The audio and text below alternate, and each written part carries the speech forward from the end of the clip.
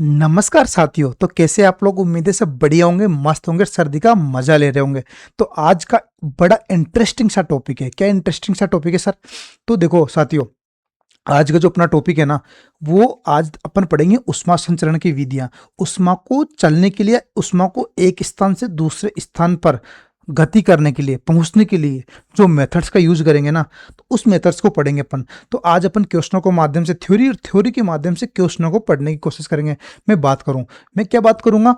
तो सर देखो साथियों, अगर ये टॉपिक आपने यहाँ से पढ़ लिया तो उम्मीद करता हूँ उसके अलावा आपको पढ़ने की जरूरत नहीं पड़ेगी, क्योंकि मैं यहाँ पर क्वेश्चनों के माध्यम से थ्योरी को पूरी को समझा दूंगा।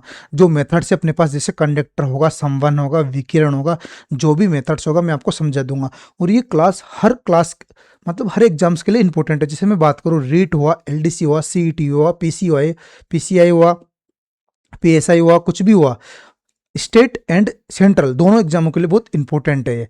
जैसे अपन अब क्या करेंगे, अपन कुछ भी नहीं करेंगे, इस पुराने आए हुए जितने भी क्वेश्चन है ना, उन क्वेश्चनों को देखेंगे, ताकि अपन को ये पता चल जाएगा कि कौन सा क्वेश्चन किस तरह से हल करना है, कौन सा किस तरह से नहीं करना है। ठीक है, तो पढ़ते हैं आज के फर्स्ट क्वेश्चन की ओर। किसकी ओर? फर्स्ट क्वेश्चन की ओर। तो देखो देखो साथियों, आज का अपना फर्स्ट क्वेश्चन क्या है? आप आज का अपना फर्स्ट क्वेश्चन है कि कौन सी ऊष्मा संचरण की विधि में आवश्यक रूप से माध्यम की आवश्यकता नहीं है। क्या नहीं है? माध्यम की आवश्यकता। कि वह विधि, वह मेथड्स कौन सा है जिसमें मीडियम या माध्यम की आवश्यकता नहीं है।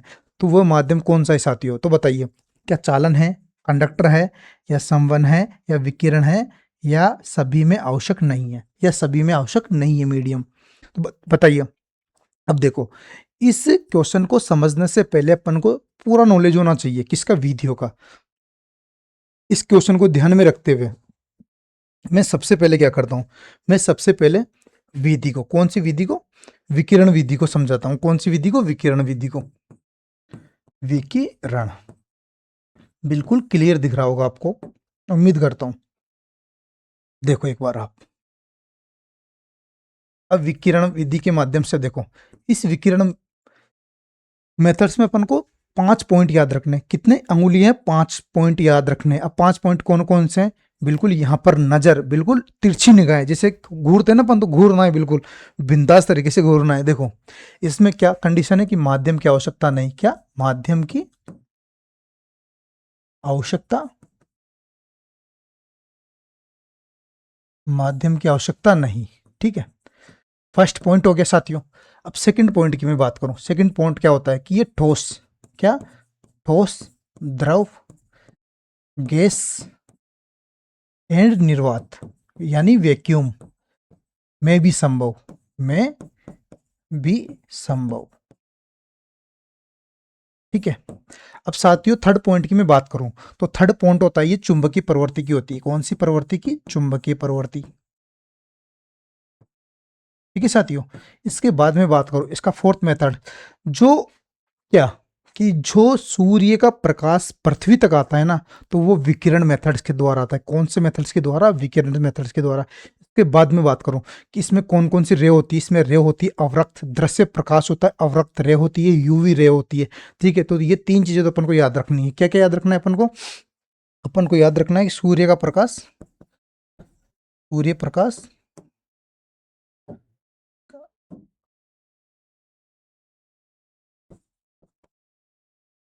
ये कलर थोड़ा दिखता नहीं है तो थोड़ा ढंग का कलर ले लूं मैं, रेड। ठीक है,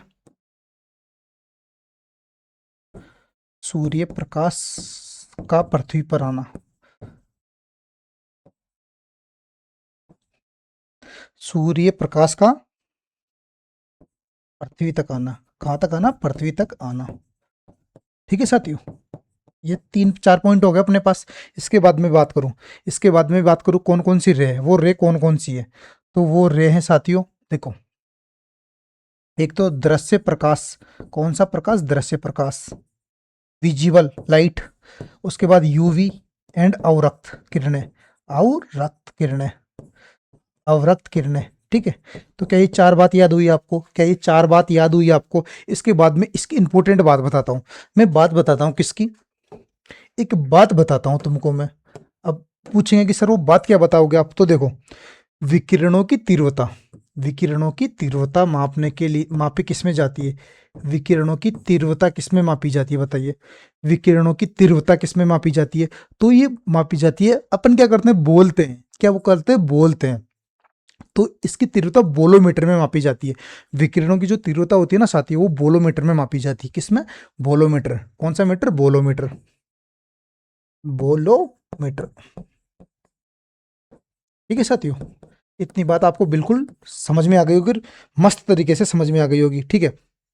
और जो ये विकिरण मेथड होता है ना, विकिरण मेथड, ये किस में होता है, ये ठोस में होता है, द्रव में होता है, गैस में होता है, कैसे होता है बताइए एक बार, एक बार क्या, ये क्वेश्चन मैं आपको दे रहा हूँ, ठोस में होता है, द्रव में होता है, गैस में होता है, किस किस में होता है बताइए, तो लिख रखा है मैंने सामने, ठोस द्रव गैस सब में होता है, निर्वात वैक्यूम तक होता है, बताइए। इसके बाद में बात करूं, जो इसकी तीव्रता है ना, इसकी तीव्रता, ये दूरी, मतलब ये व्युत्क्रमानुपाती होती है दूरी के, दूरी के स्क्वायर की व्युत्क्रमानुपाती, मतलब दूरी का स्क्वायर, 1 अपॉन दूरी का स्क्वायर की व्युत्क्रमानुपाती होती है तीव्रता। कभी कोई क्वेश्चन पूछ ले देके कि इसकी तीव्रता ये दे रखी है तो दूरी की कैसे क्या निकले, तो अपन यहाँ से कुछ समझ सकते हैं, क्या समझ सकते हैं, समझ। तो इतनी बातें थी किसकी, विकिरण की, विकिरण की इतनी बातें, उम्मीद है आपको इतनी प्यार से समझ में आ गई होगी। तो देखो अब इस क्वेश्चन को पढ़ो कि माध्यम की आवश्यकता नहीं, तो किसमें नहीं है साथियों बताइए, किसमें नहीं है, तो अपन को पता है कि विकिरण में, किसमें, विकिरण में माध्यम की आवश्यकता नहीं होती, ठीक है। तो यहाँ से ये सारा विकिरण वाला टॉपिक बिल्कुल कंप्लीट आपका हो गया होगा, उम्मीद है यहाँ से कोई क्वेश्चन आपका गलत नहीं जाएगा। तो इसके बाद में बात करूं, अपन क्या करते हैं यहाँ पर दो मेथड्स और समझ लेते हैं, एक तो चालन एंड समवन, चालन एंड समवन, इन दोनों को समझ लेंगे, ठीक है। तो मैं बात करूं कौन से के, चालन, चालन एंड समवन, चालन मेथड एंड समवन मेथड्स, क्या होता है, दोनों मेथड्स कैसे होते हैं। अब देखो चालन क्या होता है, चालन मेथड्स को साथियों अपन को याद इस तरह से रखना है कि चालन में क्या होता है कि कोई भी वस्तु है ना, उसका एक सिरा, मतलब अगर ये पॉइंट गर्म करेंगे ना, तो दूसरा सिरा अपने आप धीरे धीरे गर्म होने लग जाता है, ठीक है। ये होता है सिर्फ ठोसों में, ठोसों में उष्मा संचरण सिर्फ चालन के द्वारा होता है, किसके द्वारा, चालन के द्वारा। मैं बात करूं तो मैं बात करता हूं, जैसे मान लो लोहे की किसी छड़ को अगर अपन गर्म करेंगे, लोहे की किसी छड़ को अगर अपन गर्म करेंगे, तो उसका एक सिरा गर्म करने पर दूसरा सिरा ऑटोमेटिकली ही गर्म होने लग जाता है, उसका दूसरा सिरा ऑटोमेटिकली ही क्या होने लग जाता है, गर्म होने लग जाता है। तो इतनी बात आपको बिल्कुल समझ में आ गई होगी। तो मैं इसको मेंशन कर देता हूं, इसको क्या कर देता हूं, मैं मेंशन कर देता हूं, तो देखो क्या कर देता हूं, इसको मेंशन, देखो वह प्रक्रम, इसको क्या बोलेंगे, वह प्रक्रम, वह प्रक्रम जिसमें वस्तु का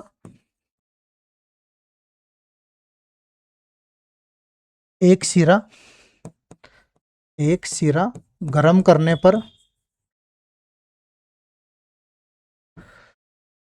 गर्म करने पर दूसरा सिरा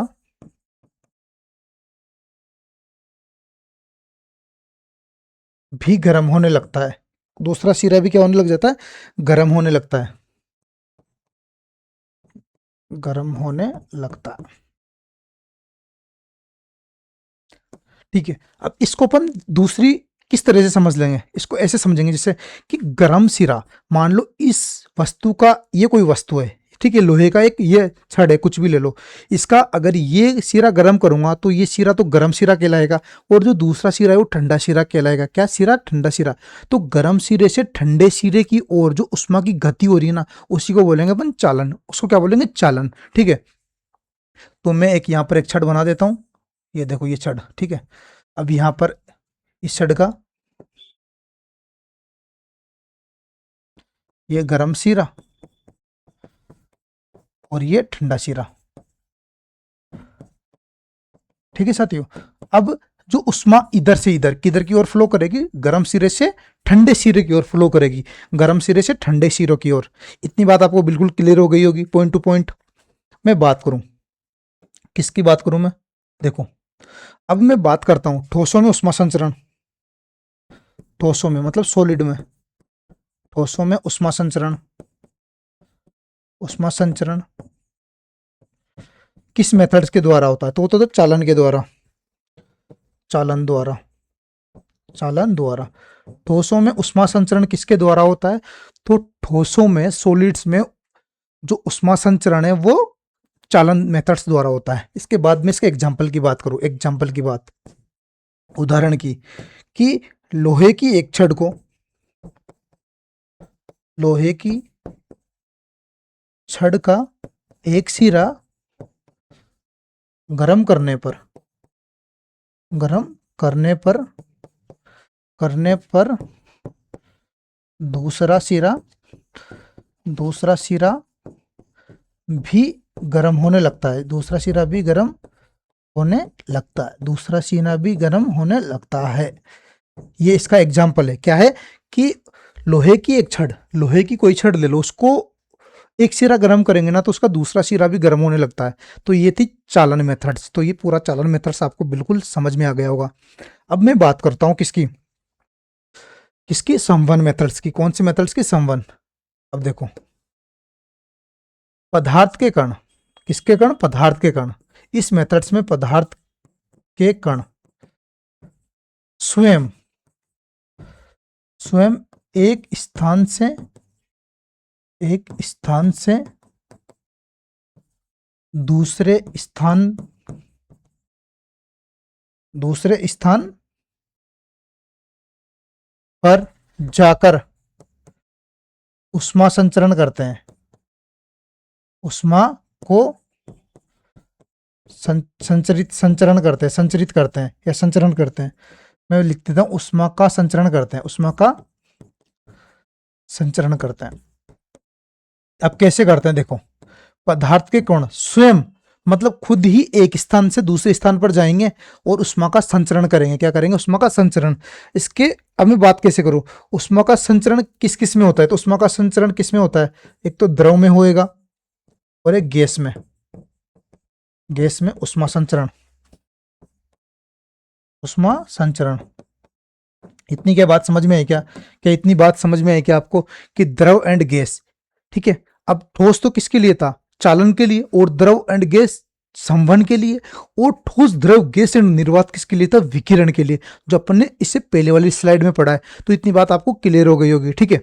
मैं बात करूं, जो क्या होता है, जो घरों में रोशनदान, कि कौन से घरों में रोशनदान? घरों में रोशनदान, रोशनदान, इसका एग्जाम्पल क्या है? घरों में रोशनदान। घरों में रोशनदान के जो कण होते हैं, उसमें कण कहाँ से जाते हैं? उसमें कण, पार्टिकल कहाँ से जाते हैं? तो वो कोई भी रूम हुआ, कहीं पर भी हुआ, तो छोटे छोटे जमीन फर्श पर रहते हैं। तो वो क्या करते हैं? एक स्थान से दूसरे स्थान पर पहुंच जाते हैं।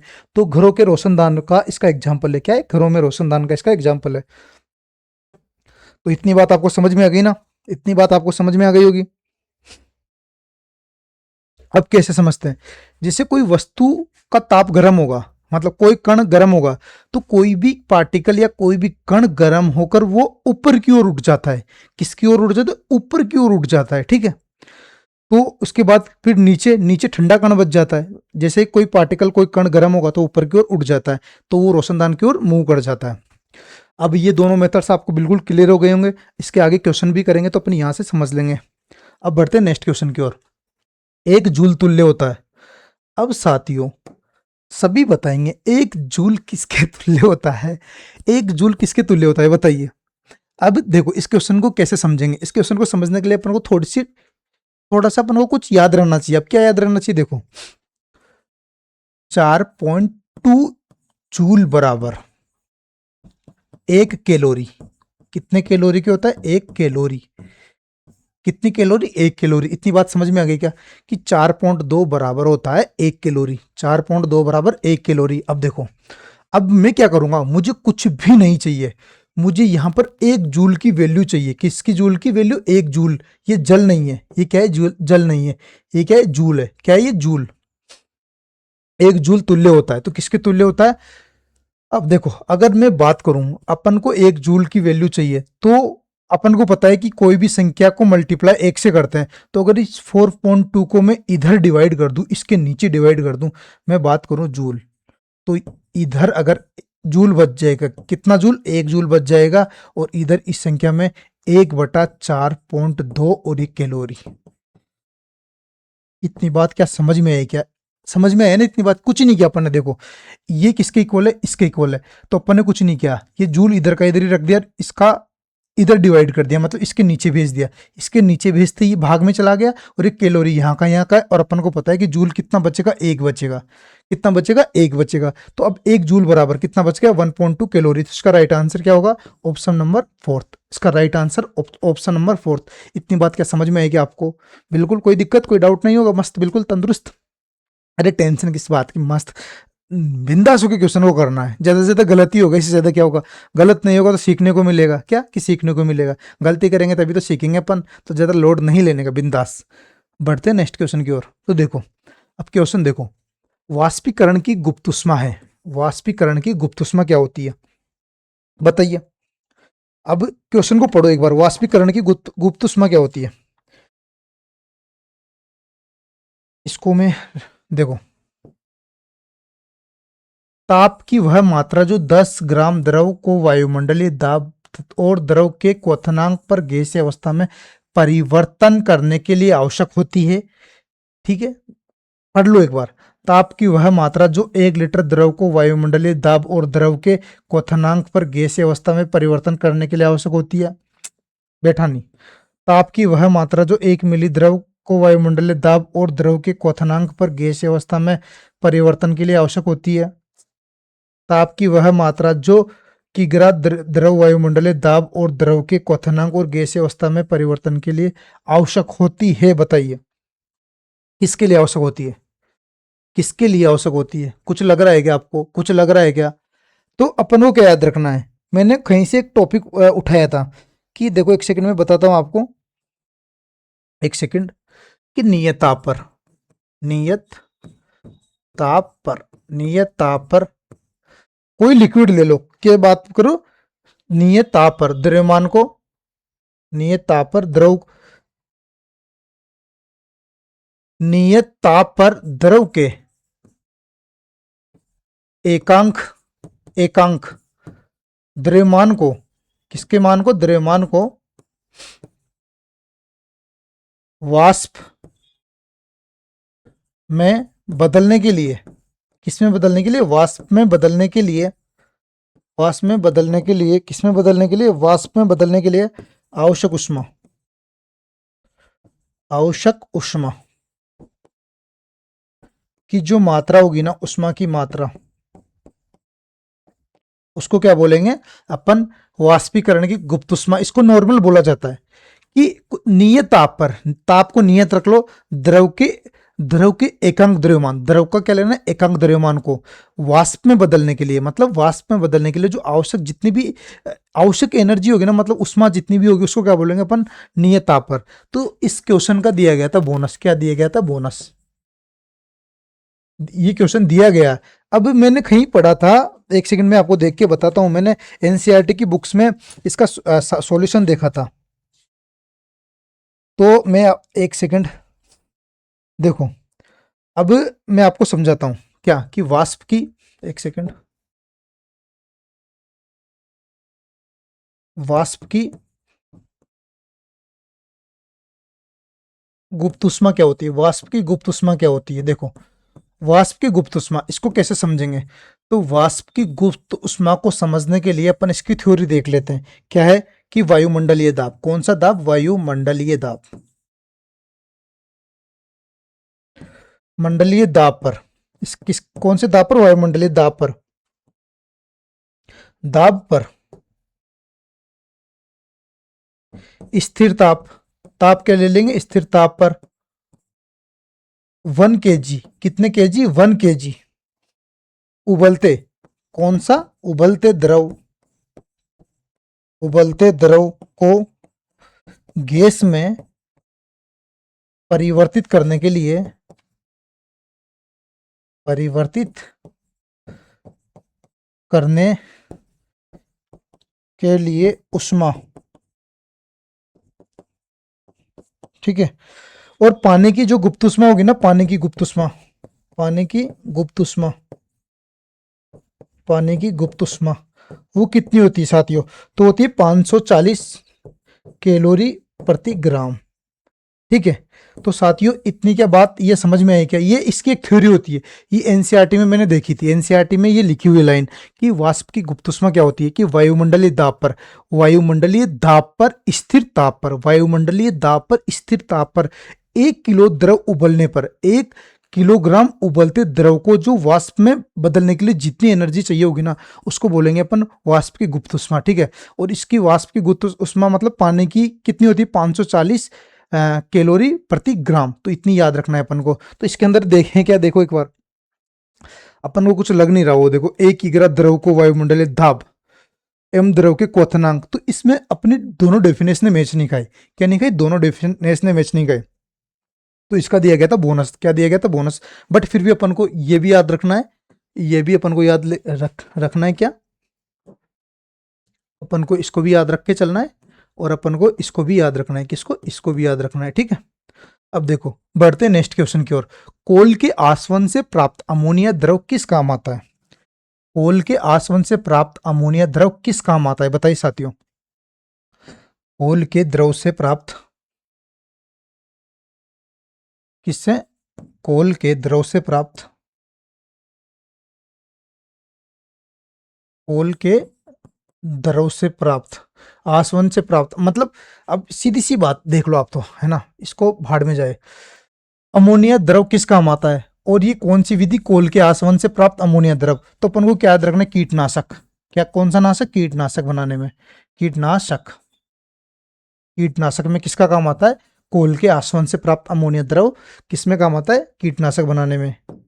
तो इसका राइट आंसर क्या होगा? कीटनाशक बनाने में। बढ़ते नेक्स्ट क्वेश्चन की ओर। उष्मा संचरण की कौन सी विधि में माध्यम की आवश्यकता नहीं होती? कितना अच्छे से समझाया मैंने। कितने पॉइंट बताए थे बताओ? 5-6 पॉइंट बताए थे। अब 5-6 पॉइंट कौन कौन से बताइए? तो 5-6 पॉइंट थे। अपन ने देखा था विकिरण में माध्यम की आवश्यकता नहीं होती। इसके अंदर क्या होता है? इसमें रेस होती है, जिससे दृश्य प्रकाश होता है। इसके अंदर यूवी होता है और रक्त किरणें होती है। इसमें क्या होता है? प्रवृत्ति क्या रहती है? प्रवृत्ति रहती है इसकी चुंबकीय प्रवृत्ति। इसके बाद जो पृथ्वी का प्रकाश सूर्य तक आता है तो किसके माध्यम से आता है? वो विकिरण के माध्यम से आता है। इसके बाद ये द्रव, ठोस, गैस एंड निर्वात में भी मूव करता है, मतलब संचरण करता है। इतनी बात समझ में आ गई। इसके बाद तीव्रता देखी थी। तीव्रता किस में मापी जाती है? तो बोलोमीटर में मापी जाती है। इसके बाद अपन ने बात की थी तीव्रता किसके व्युत्क्रमानुपाती होता है? तो 1/, दूरी का स्क्वायर, मतलब डिस्टेंस का स्क्वायर। तो इतनी 5 चीजें देखी थी अपन ने। तो इसके बाद इसका राइट का आंसर क्या? विकिरण। क्या राइट आंसर क्या? विकिरण। समुद्री जल से साधारण नमक बनाने के प्रक्रम में एक प्रयुक्त पद है। कौन सा पद है? एक प्रयुक्त पद है। कौन सा पद है बताइए? तो उसके लिए है वाष्पन। क्या है उसके लिए? वाष्पन। कौन सा पद है? वाष्पन। अब समुद्र से जल बनाने की कुछ भी प्रोसेस नहीं होती। समुद्र के जल में नमक होता है, ठीक है, जो झीलें होती हैं उनमें नमक होगा। तो उस जल को उठा के दूसरी जगह रख लेंगे और उसके ऊपर लेगुन लेगुन लगाया जाता है। कुछ लेगुन होता है, जैसे कपड़े टाइप में होता है कुछ लेगुन, अब लगा लेंगे। अब वाष्पन के द्वारा सूर्य पानी को खींचेगा अपनी ओर।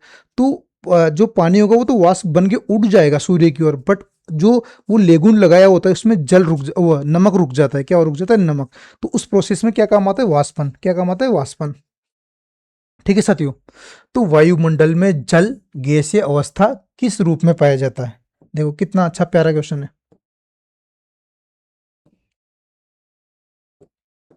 वायुमंडल में जल गैसीय अवस्था में किस रूप में पाया जाता है? कि वायुमंडल में जल, वायुमंडल, कौन सा मंडल? वायुमंडल में जल, वाटर, जल किस रूप में पाया जाता है? तो अपन को पता है कि जल वाष्प के रूप में पाया जाता है। अब वायुमंडल क्या होता है? सीधी सी बात है कि जो सूर्य है जल को वाष्प करके ऊपर ले लेगा, वायुमंडल में ले लेगा, तो वहां पर जल किस रूप में पाया जाता है? इतनी सी बात थी और कुछ भी नहीं थी। और ये एलडीसी 2018 में पूछा गया था। क्या? एलडीसी 2018 में। तो ये किसके रूप में पाया जाता है? जल वाष्प के रूप में पाया जाता है। उष्मा प्रवैगिकी का दूसरा नियम परिभाषित करता है। क्या? कि उष्मा प्रवैगिकी का दूसरा नियम, उष्मा प्रवैगिकी का दूसरा नियम परिभाषित करता है।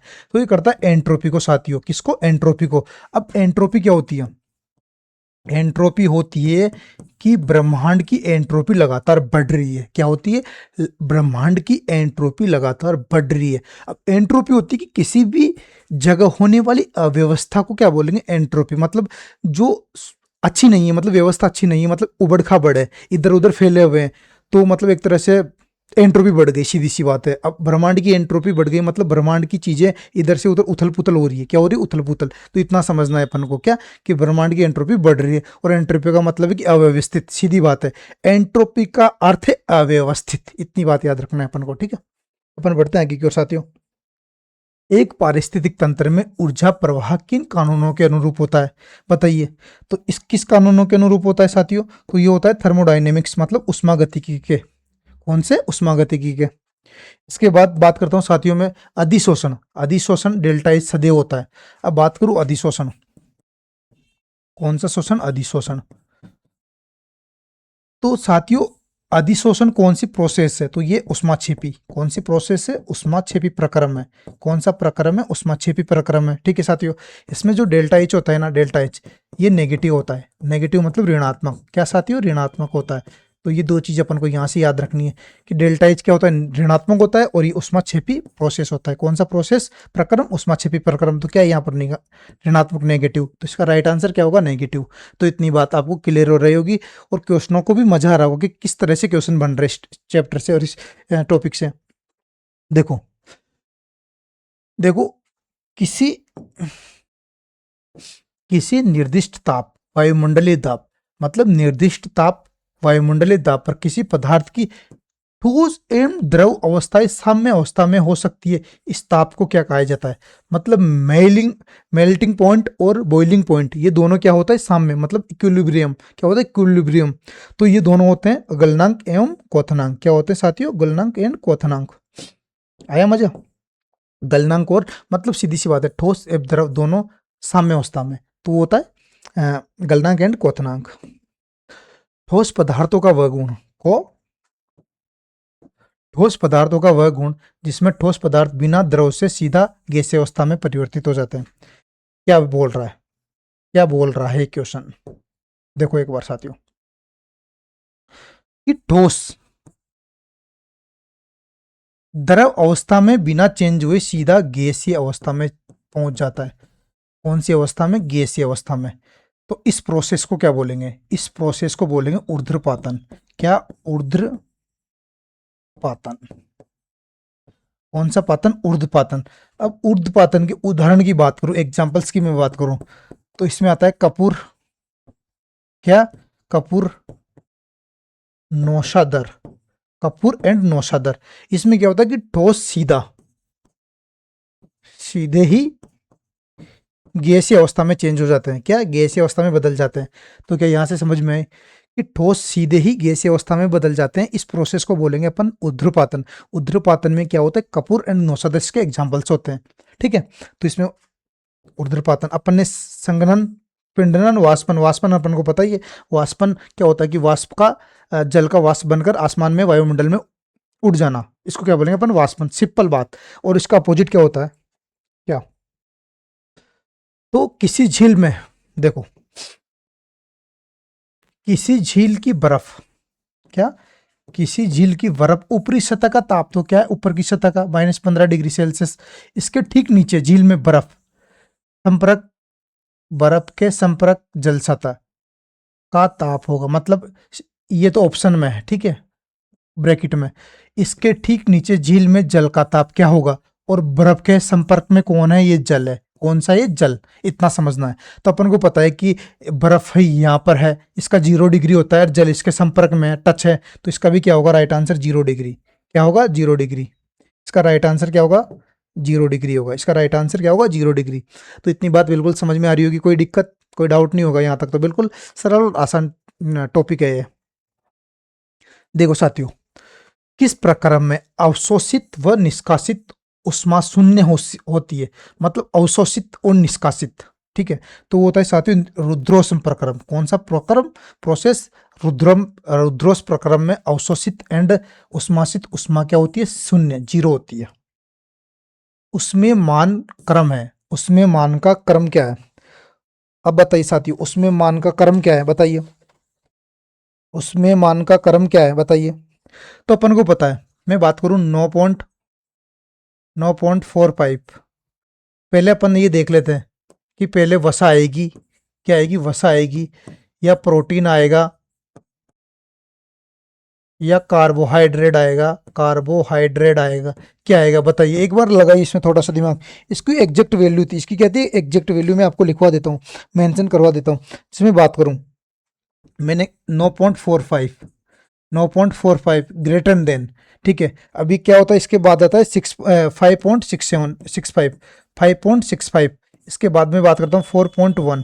अब ये होता है ना, ये किस में होता है, ये डिजिट्स किस में होता है, ये डिजिट्स होता है साथियों, किस में होता है साथियों, ये होता है किलो कैलोरी ग्राम, किलो कैलोरी ग्राम में सारे होता है। तो ये जो वैल्यू रहेगी ना, एक सेकेंड साथियों, ये उष्मा की रहेगी, उस सॉरी वसा की मतलब, और ये रहेगा प्रोटीन का और ये रहेगा कार्बोहाइड्रेट का। तो इसकी वैल्यू भी अपन को याद रखना है कि 9.45 वसा की, 5.65 किसकी प्रोटीन की और 4.1 किसकी कार्बोहाइड्रेट की। तो उसमें मान के आधार पर वसा मैक्सिमम होता है और उसके बाद प्रोटीन और उसके बाद कार्बोहाइड्रेट। तो क्या इतनी बात समझ में आ गई कि आपको इतनी बात समझ में आ गई होगी साथियों? तो यहाँ तक कोई डाउट नहीं होगा आपको, यहाँ तक कोई डाउट नहीं होगा, बिंदास तरीके से, कोई दिक्कत नहीं।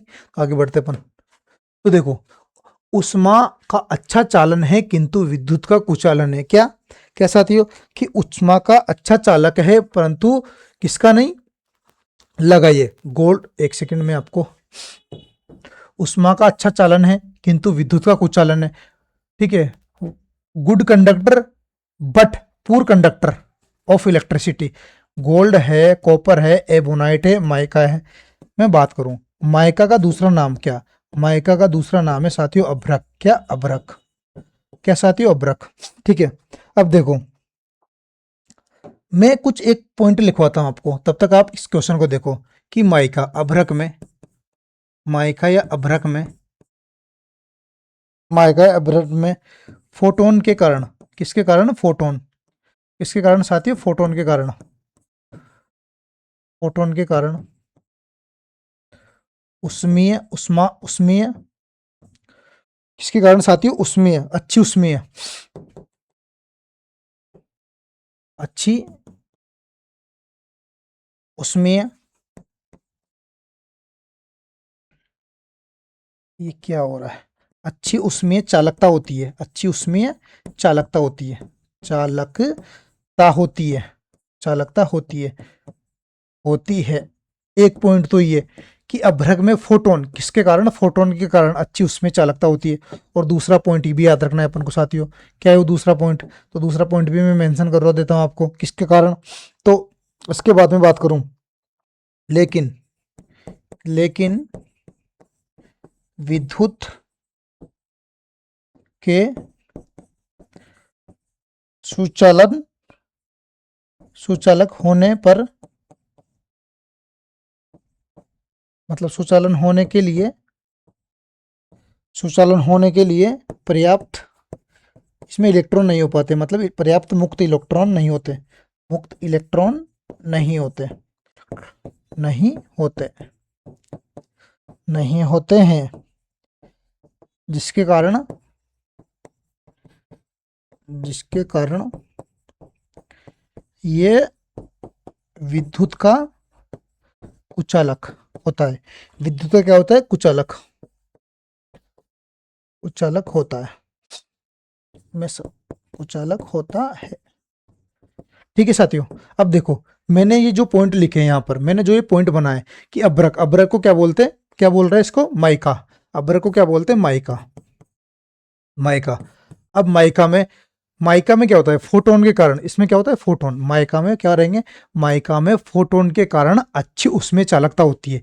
क्या होती है, माइका में फोटोन के कारण अच्छी उसमें चालकता होती है। लेकिन विद्युत कंडक्टर के लिए पर्याप्त मुक्त इलेक्ट्रॉन नहीं हो पाता। क्या होता है कि विद्युत के सुचालन के लिए, विद्युत को सुचालन के लिए पर्याप्त मुक्त इलेक्ट्रॉन नहीं मिल पाते, इसके कारण, जिसके कारण ये विद्युत का क्या होता है, विद्युत का कुचालक मतलब बेड कंडक्टर होता है। क्या होता है, विद्युत का बेड कंडक्टर होता है। क्या होता है, विद्युत का बेड कंडक्टर होता है। तो इतनी बात समझ में आ गई होगी, तो इसका राइट आंसर आपको पता ही चल गया होगा अब तक। तो इसका राइट आंसर क्या हो जाएगा, माइका, इसका राइट आंसर क्या हो जाएगा, माइका। तो ये एक वन रक्षक में पूछा गया क्वेश्चन है, तो दोबारा भी हो सकता है रिपीट हो जाए। तो इतनी बात समझ में आ गई होगी, कोई दिक्कत नहीं होगी, मस्त बिल्कुल। तो अपन बढ़ते हैं साथियों नेक्स्ट क्वेश्चन की ओर। देखो, उष्मा के सुचालन के लिए मतलब कंडक्टर के लिए तो GH, ठीक है। सुचालन मतलब बेड कंडक्टर, क्या है, बेड कंडक्टर के लिए साइन दे रखा है GH, और कोड लेते हुए सुचालक के लिए BE दे रखा है, ठीक है, सुचालन के लिए BE। तो अभ्रक, अभ्रक, ठीक है, इसके लिए कौन सा होगा, तो इसके लिए क्या होगा, GH होगा, GE होगा, GH होगा, BE होगा। तो इसके लिए अपन को पता है, भ्रक का अपन ने क्या देखा था, पहले तो क्या होगा सुचालन, पहले तो क्या होगा साथियों कुचालन, कुचालन क्या है, सुचालन या कुचालन उनको बताइए। तो इसका राइट आंसर BH होगा, BE होगा, BH हो गया, GE होगा। तो साथियों इसका राइट आंसर होगा GH and BE, GH and BE। मतलब सुचालन के लिए तो GH हो गया और कुचालन के लिए BH हो गया। तो पहले क्या आएगा, पहले तो कुचालन, सुचालन या कुचालन, तो पहले अपन को पता है कि पहले तो सुचालन आएगा, सुचालन, ठीक है। तो सुचालन का सिंबल कौन सा होता है, GH, और उसके बाद क्या होता है सुचालन, सुचालन के लिए, विद्युत के सुचालन के लिए क्या आता है BE, क्या आता है BE। तो इसका आंसर हो जाएगा GH एंड BE। इसका राइट आंसर क्या हो जाएगा GH। इसको एक बार, इस क्वेश्चन का कुछ नहीं करना, बहुत आसान है, इसका कुछ नहीं करना। इसमें 3 टर्म्स दे रखी है, सुचालन कुचालन, सुचालन कुचालन, यही उलझा रखा है।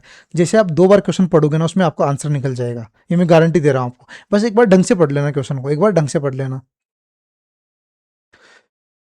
कांच के फ्लास्क में भरे द्रव का द्रव्यमान गर्म करने पर क्या होगा। फ्लास्क में द्रव का तल पहले कुछ गिरेगा, तत्पश्चात बढ़ेगा। फ्लास्क में द्रव का तल तुरंत ही बढ़ना शुरू कर देगा। द्रव का घनत्व अपरिवर्तित रहेगा या द्रव का घनत्व बढ़ जाएगा। तो साथियों में बात करो, फ्लास्क में द्रव का तल पहले तो गिरेगा, पहले तो डाउन होगा और उसके तत्पश्चात बढ़ जाएगा। तो इसका राइट आंसर क्या रहेगा, ऑप्शन नंबर 1। इसका राइट आंसर ऑप्शन नंबर 1। किसी झील के जल का गुण, मतलब झील के जल का गुण अन्य द्रव जैसा ही हो तो बहुत अधिक ठंड मतलब सर्दी पड़ गई तो झील का जल ऊपर से तली की ओर जमेगा, एक साथ संपूर्ण गहराई में जम जाएगा, तली से ऊपर की ओर जमेगा, या पहले सतह पर फिर तली बगलों पर फिर तत्पश्चात अंदर की ओर जमेगा। बताइए, थोड़ा सा दिमाग लगाना है, थोड़ा सा। अपन को पता है कि जो जल का जो प्रॉपर्टी गुण है वो सेम दे रखा है, इतना ठीक है। अभी क्या दे रखा है, अधिक ठंड पड़ने पर, ज्यादा से ज्यादा ठंड पड़ गई तो क्या होगा, तली से ऊपर की ओर जमेगा। मतलब तली रहेगी ना, उससे ऊपर की ओर जमेगा, तली के ऊपर की ओर जम जाता है, तली के ऊपर की ओर जम जाता है। तो ये थे साथियों अपने इस आज के सेशन के क्वेश्चन। तो उम्मीदें आपको बहुत अच्छे लगे होंगे क्वेश्चन और मजा भी आया होगा। तो साथियों अपन क्या करेंगे, अपन इसी तरह से अपन बहुत सारे टॉपिक, जितने भी टॉपिक है साइंस के अंदर, वो सारे टॉपिकों के प्रीवियस पुराने क्वेश्चन देखेंगे, ताकि अपन को पता चल सके कि कौन सा क्वेश्चन किस तरह से बनेगा। मतलब पुराने क्वेश्चन ही अपन को आगे के लिए प्रिपेयर करेंगे कि अपन को किस तरह से थ्योरी पढ़नी चाहिए। और हो सकता है थ्योरी यहीं से भी मिल जाए आपको, हो सकता है कोई क्वेश्चन रिपीट हो जाए, हो सकता है आपको ये दे दे, ये पूछ ले, उल्टा सुल्टा, ये तो चलता ही रहेगा, ये तो प्रोसेस ही चलेगा। तो उम्मीद है साथियों आपको ये अच्छा लगा होगा और पसंद भी आया होगा और मजा भी आया होगा। तो ठीक है साथियों, तो अगर अच्छा लगा हो तो लाइक भी करो, शेयर भी करो और सब्सक्राइब भी करो और अपने चाहने वालों को भी भेजो, ठीक है। तो इसी प्रकार आप जुड़े रहिए मेरे साथ, और उम्मीद करता हूँ कि ये सेशन बहुत अच्छा लगा होगा और मज़ा भी आया होगा। तो आज के लिए इतना ही, थैंक यू सो मच।